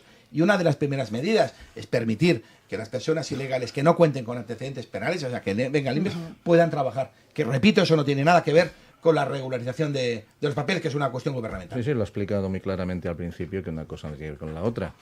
Pero bueno, son las 9:47, estamos en la hora vikinga, estamos disfrutando de una mañana fabulosa, nos quedan 2 programas más antes del final de temporada. Hoy hacemos la reunión vikinga a la hora de comer. Y realmente muy contentos del programa que estamos haciendo, estamos tocando temas. No hemos entrado en el tema de Corre Pacheco y quería entrar al último momento, pero creo, ¿sabes qué? Voy a pensar, no vamos a caldear más el ambiente, porque creo que lo que hay que hacer es enfriarlo, y a la gente que está manipulando la información, tanto por un lado como el otro, que nos dejen vivir a unos y a otros, ¿vale? Porque al final pagan justos por pecadores, como decíamos antes, y creo que nos merecemos una vida mucho más tranquila a todos los niveles. Pero estamos castigando la productividad, estamos castigando la clase media, porque al final lo que quieren es que haya más abajo que arriba, y así como más gente somos abajo, más dominan desde arriba. Y esta es la lección que tenemos que aprender todos, y dejar de seguir banderas, ideologías y cosas extrañas, y ser más pragmáticos, ir a lo que realmente nos interesa. Que, como decía el señor Rica y Daniel en muchos programas, lo decimos todos, lo importante es llenar la nevera, porque antes final de mes era el día 30, hoy el día final de mes no llegamos al día 15. Señores, estamos y señoras y de todo. Tenemos que pensar que todos somos personas y tenemos las mismas necesidades, y las ideologías no nos dan de comer. Yo al menos es lo que opino, posiblemente esté equivocado, pero con estos contertulios cada día aprendes algo nuevo. Y la verdad es que, bueno, tenéis unos minutos todavía, sobre todo Pati, que siempre que dispara es certera. Tienes un grupo de seguidores que dice, ¿Sí, te llama la francotiradora. Habla poco, pero zasca. Una cosa que no me habían llamado nunca. ¿La mira, llaman tú- Franco? No, Tiradora. francotiradora. Franca. No, a Franco le llaman usted. Que es- Ahora a mí que me llamen Carmen. Y eso que no llevo Carmen, collares, pero... Carmen. Pero si la ves vestida de blanco, que parece un ángel. Hombre, yo cuando llegaba hoy a la ay, emisora, señores de la audiencia, los que nos escuchan por radio no la pueden ver, los que nos están viendo por YouTube la podrían ver. Cuando he bajado del taxi, bueno, es que vienen nuestras compañeras, siempre vienen punto en blanco, pero cuando he bajado del taxi digo, si es la infanta, naranja. Mira, yo es que estoy tan de acuerdo con las medidas que ha propuesto Daniel, es que no le puedo poner ni un pero, porque al final también todas estas cosas que hablamos, sí, es verdad, hace falta vivienda social, pero es que si tú facilitas todas estas cosas, habrá mucha gente que no necesite una vivienda social. Y yo creo que a la gente de bien, lo que quiere es trabajar. Estén regularizados o no estén regularizados, lo que quieren es ganarse la vida honradamente y prosperar, y ya está. Y el tema de la vivienda, aquí el problema se empezó a crear con bueno, lo que hablábamos del turismo. Seguimos contando el turismo por millones de turistas que vienen y no en el dinero que se dejan. Claro, ¿qué pasa? No, es que vamos a prohibir los hoteles. Oiga, el turismo no va a dejar de venir porque usted prohíba los hoteles. El turismo va a seguir viniendo y se va a alojar en pisos turísticos. Pero no te das cuenta que la misma gente que prohíbo, que siempre decimos mejor regularizar que prohibir. Prohíbo, te lo prohíben todo a ti, pero luego ellos hacen lo que les da la gana. Hombre, por supuesto, claro. A Handemor de Clan, por favor. Claro, totalmente. Emilio, ¿qué hacemos? Totalmente. Bueno, desregularizar, pero también poner las cartas encima de la mesa. Al final, cuando estamos hablando de intereses, interesa tener a gente que depende de las migajas que le das, porque eso te asegura un voto. Ay, no podemos obviar que estamos obviando aquí un problema gordo encima de la mesa. Es que España tiene un modelo económico en los últimos años de que se basa en salarios baratos. Y esos salarios baratos redundan en problemas para acceder a una vivienda, problemas para poder desarrollar una vida en pareja, problemas para poder tener una familia, etcétera, etcétera, etcétera. Pero escucha una cosa, tú cuando, o sea, ¿tú no quieres ganarte el voto en vez de comprarlo? No. No, para nada. No, ¿por qué? No. Pero porque yo, o sea, me gustaría sacar una idea, y es que en España no hay cultura democrática y no hay cultura liberal de lo que es la separación de poderes, de lo que son los principios fundacionales de un Estado. Y lo vimos durante esta semana. Creo que hemos tenido grandes ejemplos de que en España no hay cultura democrática. Para empezar, Yolanda Díaz dijo el otro día en el Congreso de los Diputados que mi padre nunca hubiese querido que en este país gobernasen las derechas, y mientras yo esté aquí voy a asegurarme de que esto sea así. Eso quiere decir mantener un gobierno corrupto. Primera muestra de falta de comprensión de lo que es la democracia. En segundo término, Rufián, en sus ya hasta buscadas comparecencias con Vito Quiles al salir del Congreso de los Diputados, le decía: oye, pues me voy a pensar si votar a favor de expulsarte o no, si haces las preguntas que yo te digo que tengas que hacer. Imaginaos la izquierda qué idea tiene de democracia. Es decir, si haces lo que yo te digo, te lo permito, si no, te expulso. Eso no es democracia, eso no es libertad de pensamiento.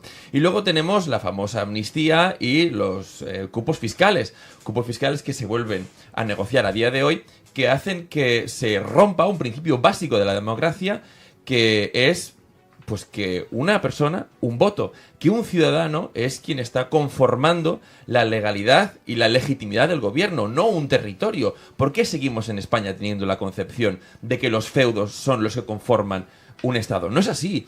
Es el individuo el que conforma la legitimidad del Estado. Es algo muy, muy básico, pero que seguimos anclados en concepciones medievalistas de que tiene que ser o Cataluña o tal. No, mire, escúcheme una cosa. Un ciudadano en Cataluña, un ciudadano en Andalucía es el mismo ciudadano. Tiene los mismos derechos, las mismas cualidades, tiene 2 pulmones y un corazón. Y es exactamente igual.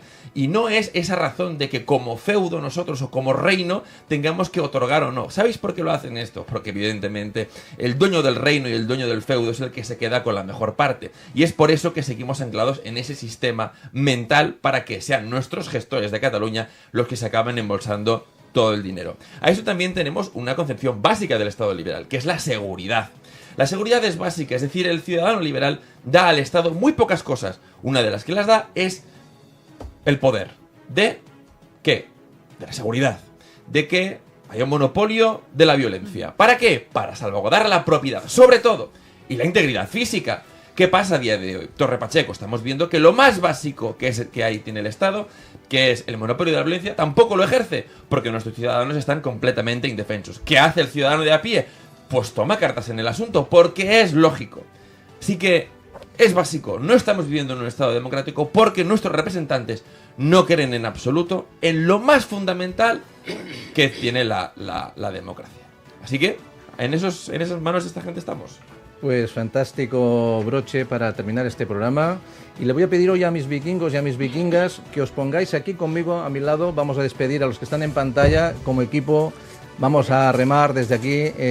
Enviarle un saludito a Verónica. No, le iba a decir ahora a Verónica y se lo iba a decir cuando estaba a todos aquí, a una vikinga que tenemos en Alicante, que además se ha tenido que mudar porque mientras los que trabajan ha tenido que dejar de ser autónoma, tener que dejar de sufrir, pues se ha tenido que mudar, y mientras estamos malgastando el dinero y dando ayudas a quien quizás no ha cotizado ni trabaja, los que realmente cotizan y trabajan se tienen que buscar la vida de manera muy dificultosa. Pero bueno, de Verónica hablaremos otro día, pero como hoy no puede estar con nosotros, le vamos a mandar un fuerte saludo.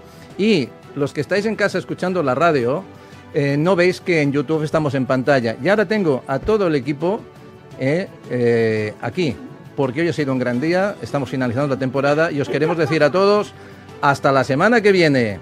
Y nos vemos en Zaragoza en el homenaje a David Lafoz. David, te queremos. Campo, España, para arriba, sector primario, sin vosotros no somos nada. Hasta el próximo programa. ¡Vikingos! ¡Cataclunga! ¡Cataclunga!